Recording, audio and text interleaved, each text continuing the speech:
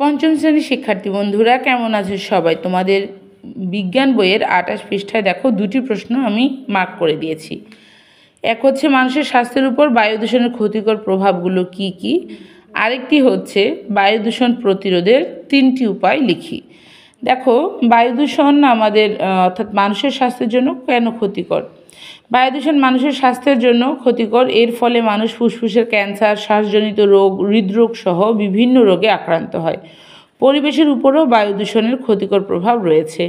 জীবাশ্ম জ্বালানি পোড়ানোর ফলে বাতাসে কার্বন ডাই অক্সাইড ও অন্যান্য ক্ষতিকর গ্যাস ছড়ায়। এই সকল গ্যাস বায়ুতে বেড়ে যাওয়ার ফলে পৃথিবীর উষ্ণতা বৃদ্ধি পাচ্ছে, অ্যাসিড বৃষ্টি হচ্ছে।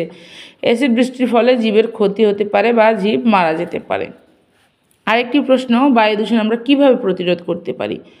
দেখো, শক্তির ব্যবহার কমিয়ে আমরা জীবাশ্ম জ্বালানির অতিরিক্ত ব্যবহার কমাতে পারি, যেমন বাতি বন্ধ রেখে, গাড়ি পরিবর্তে পায়ে হেঁটে বা সাইকেল ব্যবহার করে। প্রাকৃতিক সম্পদের ব্যবহার কমিয়ে পুনর্ব্যবহার করে ও রিসাইকেল প্রক্রিয়ার মাধ্যমে আমরা দূষণ প্রতিরোধ করতে পারি। তাছাড়াও ময়লা আবর্জনা পরিষ্কার করে গাছ লাগানোর মাধ্যমে বায়ু দূষণ মুক্ত রাখতে পারি। এ দুটি খুবই গুরুত্বপূর্ণ। তোমাদেরকে হয়তো সংক্ষেপে দেয়া আছে তোমাদের বইয়ের মধ্যে, কিন্তু এটা কিন্তু রচনামূলক প্রশ্ন হিসেবেও আসে। হ্যাঁ, সো এটা যদি পড়ে রাখো তোমরা সংক্ষিপ্ত প্রশ্ন উত্তরও দিতে পারবে, আবার বর্ণনামূলক প্রশ্ন উত্তরও দিতে পারবে।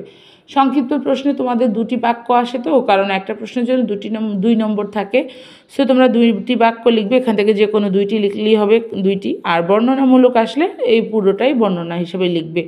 বর্ণনামূলক বাক্যে খেয়াল রাখবে কমপক্ষে 6টি বাক্য লিখতে হবে। ধন্যবাদ।